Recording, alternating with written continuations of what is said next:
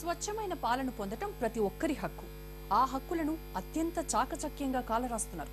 మనకు కావాల్సింది easy money. హక్కుల లెక్కలు మాకెందుకు, పిల్లలు పాపలు ఈ పాలు తాగి ఏమైపోతే మాకేంటి అన్నట్టు రెచ్చిపోతున్నాయి ఈ మిల్క్ మాఫియా వర్గాలు. అసలు పాలను ఎలా విషంగా మార్చేస్తారు, మనం ఎలా గుర్తించాలి? కాలకోట విషం పాత మాట, పాలకోట విషం కొత్త మాట. విషం అంటూ ప్రత్యేకించి కొనుక్కోనక్కర్లా. ఓ 1/2 లీటర్ పాలు కొంటే అదే 10 విషం బాటిళ్లతో సమానం. క్రమం తప్పకుండా ఈ కల్తీ పాలు తాగితే చాలు, కొన్నాళ్లకల్లా ఆరోగ్యం పడకిస్తుంది.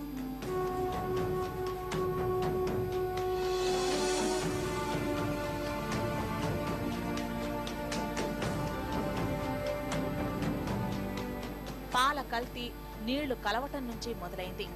పాలనగా తాగేస్తే మీ ఆరోగ్యానికే ప్రమాదమన్న నినాదంతో సరదాగానే మొదలైంది కల్తీ. ఒక తప్పు 100 తప్పులు చేయిస్తుందన్నట్టు రాను రాను ప్రమాదకరంగా మారింది నీళ్ల కల్తీ. మీకు తెలుసా, దేశంలో సగం పాలు నీటి ద్వారా కల్తీ అవుతున్నాయట. పాలవాడు డబ్బుకు ఆశపడుతున్నాడని వదిలేస్తూ రావటం ఎంత హానికరమంటే, కలిపే నీళ్లు స్వచ్ఛంగా లేకుంటే తీవ్ర పరిణామాలను ఎదుర్కొనక తప్పనంత. పాలన్నాక నీళ్లు కలుస్తుంటాయి. ఆ మాటకొస్తే ఎంత స్వచ్ఛమైన పాలైనా ఇంట్లో కూడా వాటిలో అన్నో ఇన్నో నీళ్లు కలుపుతారు. కాబట్టి ఈ విషయం చాలా చిన్న విషయం. అసలు పాలు నీళ్లని ఊరికే అన్నారా అని తేలిగ్గా తీసుకోవడానికి లేదు. అసలు ఇంతకన్నా మించిన పొరపాటు మరొకటి లేదు. పాలలో కలిపే నీళ్లు శుభ్రంగా లేకుంటే వాటిలోని సూక్ష్మజీవులు, ఇతర కాలుష్యాలు పాలలోకి చేరే అవకాశాలున్నాయి. వాటిని తాగడం వల్ల అవి నేరుగా మన శరీరంలోకి వచ్చే అవకాశాలున్నాయి. తస్మాత్ జాగ్రత్త అంటున్నారు వైద్యులు.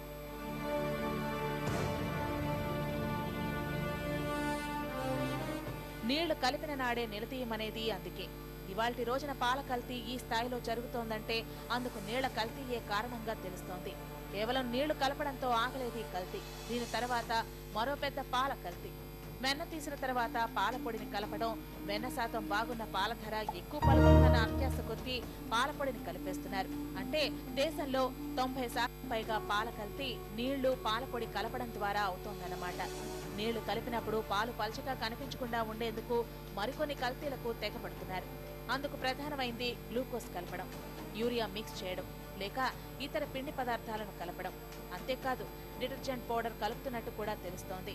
ఇప్పుడు పాలను కల్తీని వేరు చేయటం సాధ్యం కాని పరిస్థితి. ఇప్పుడు ఈ కల్తీ వ్యవహారం 3 లీటర్ల నీళ్లు, 6 లీటర్ల పాలుగా సాగుతోంది.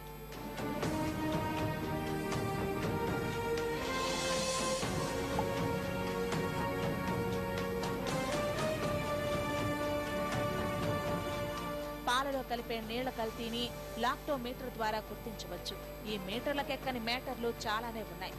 అసలు పాలను పశువుల నుంచి తీయడం నుంచి ఎన్నో జాగ్రత్తలు పాటించాల్సి ఉంది. పాలు తీసినప్పుడు పశువుల పొదుగు సరిగా లేకపోయినా, పాలిచ్చే ఆవు, గేదె చర్మం సరిగా లేకపోయినా, వాటి ఆరోగ్యం బాగా లేకపోయినా, పాలు తీసే పరిసరాలు శుభ్రంగా లేకపోయినా, పాల పాత్రలు కడగకపోయినా ప్రమాదమే. అంతేకాదు పాలు తీసేవారు పరిశుభ్రత పాటించుకున్నా కష్టమే. పశువులకు పెట్టే దాణా నాణ్యత లేకపోయినా ఇబ్బందే. అందుకే అంటారు, చిన్న అజాగ్రత్త చాలు పాలు పాడే